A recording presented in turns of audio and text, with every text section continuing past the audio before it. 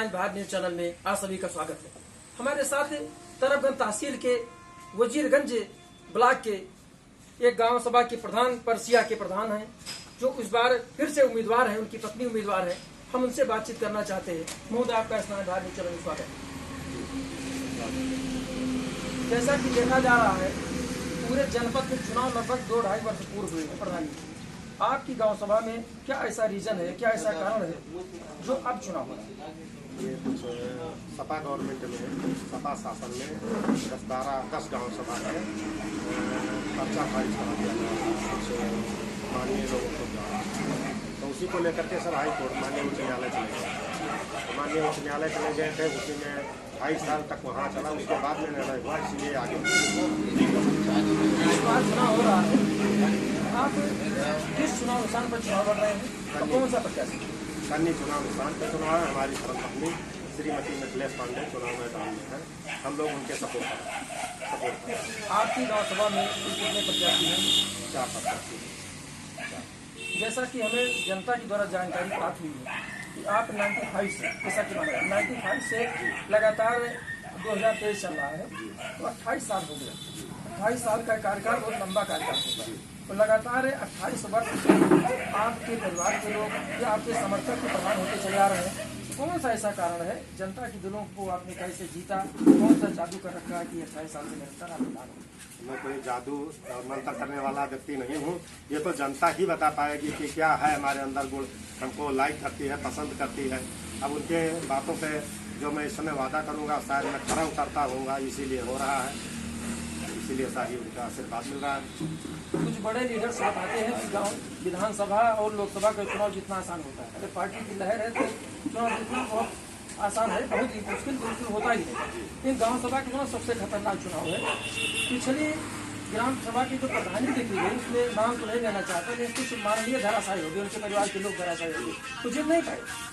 तो ऐसे में 28 साल से निरंतर ताज को अपने सिर पर कायम रखना एक बड़ी चुनौती है। प्रधान जी, तो कौन सा ऐसा कार्य आप करते हैं जिससे जनता आपके पीछे पीछे हो गई? अब जैसे इनका विधवा विकलांग सारी पेंशनें सबको जो पात्र हैं उनको मिल रही है, राशन मिल रहा है, सरकार द्वारा चलाई गई योजनाओं का डायरेक्ट लाभ इन लोगों को मिल रहा है।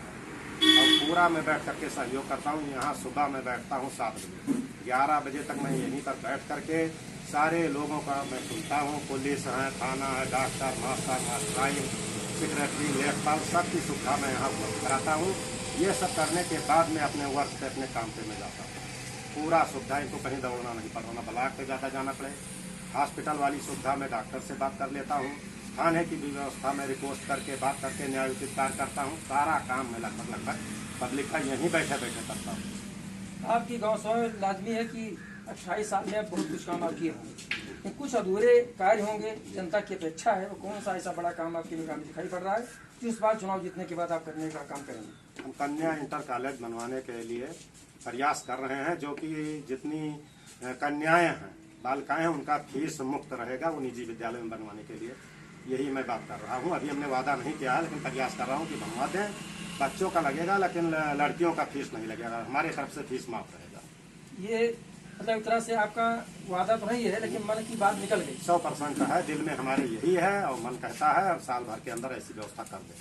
लगभग कितने वोटर्स होंगे आपके गाँव सभा? 2500 के। तो पोल मुझे लग रहा है कि 1800 के लगभग में जाएगा, 18 के लगभग में जाएगा। 18 के लगभग। तो आपको क्या लगता है कि जो अन्य प्रत्याशी हैं, आप कितना वोट परसेंटेज उसमें हासिल करने में कामयाब? हमको 1500 तो कन्फर्म है, बाकी जो बचेगा वो सारे लोग भी, उनको भी चाहिए, बेचारे लगे हैं, मेहनत भी कर रहे हैं, उनको भी चाहिए ना, सब अपने ही जी। अपने हैं। लोकतंत्र की खूबसूरती तब है जब स्ट्रांग मजबूत। जी। तो मुझे लगता है कि आप उस चीज़ को अपने संकल्पना में शामिल करते हैं कि विपक्ष भी मजबूत रहे। बिल्कुल मजबूत रहे, विपक्ष रहेगा तभी विकास होगा। विपक्ष का रहना बहुत अनिवार्य है, और सब हमारे भाई ही लड़ रहे हैं, बहन ही लड़ रही हैं, यही सब तो लड़ रहे हैं, उनको भी चाहिए। मतलब आप चुनाव को ओवर कॉन्फिडेंस की रिस्पॉन्स नहीं, ओवर कॉन्फिडेंस तो नहीं है? ऐसा कुछ नहीं है, ऐसा तो है तो आप जा करके अलग अलग घूम करके पता कर सकते हैं, ऐसा कुछ नहीं है, कभी ऐसा हुआ भी नहीं। बहुत माननीय यहाँ, मतलब पहले इसके पूर्व में लगे, मेहनत भी किए, लेकिन माननीय मुझे लगता है सपा सरकार की बात। अब ऐसा हम नहीं कहना चाहेंगे, हाँ, लेकिन ऐसा कुछ है। बाकी जनता नहीं, जो 10 सीटें डिस्टर्ब हुई थी वो तो मैं तो कहूँगा ना समाजवादी शासनकाल में ही अब हुआ ऐसा था। हाँ हुआ तो उसी समय था। बाकी आगे पीछे जो है वो मेरे ही समर्थक हैं, लगभग 90% हैं जो हमारे समर्थक हैं। 10% हैं जो मतलब हमको शायद नहीं पसंद करते हैं, कोई मजबूरी है। पसंद तो सब करते हैं लेकिन कहीं से कुछ कोई बात है, मजबूरी है। बाकी ये पब्लिक है, सब जानती है। हाँ, जिसको क्या करना है। जैसा कि आपने देखा प्रधान जी ने अपने इलेक्शन मैनिफेस्टो के बारे में लगभग 28 साल का जो उनका अपना शानदार कार्यकाल रहा है, उस पर पूरा भरोसा उन्हें फिर से विश्वास है कि जनता एक बार फिर से उनकी पत्नी को चुनाव जिताएगी। हमने उनसे तमाम बिंदुओं पर बातचीत किया।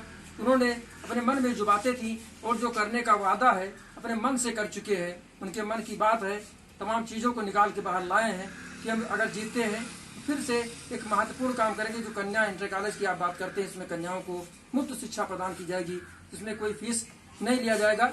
आपको हम बताना चाहते हैं कि गोंडा जनपद में गांव सभा का जो चुनाव हुआ था तो लगभग 2.5 वर्ष पूर्व हुआ है, लेकिन समाजवादी शासनकाल में 10 गांव सभाएं ऐसी थी जिन्हें कुछ राजनीतिक हस्तक्षेप की वजह से चुनाव आयोग और हाईकोर्ट को उसमें दखलंदाज करना पड़ा। हाईकोर्ट ने इसमें दखल दिया, इसकी वजह से कुछ गांव सभाओं में एक निश्चित अंतराल के बाद, समय सीमा के बाद चुनाव हो रहा है। उसी गांव सभा के उसी समय सीमा के अंतर्गत परसिया नाम की एक गांव सभा है, यहाँ भी चुनाव हो रहा है।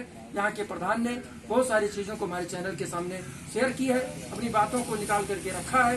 इन्हें पूरा भरोसा अपनी जनता पर, अपने मतदाता पर। Bureau report, press 9 Bharat.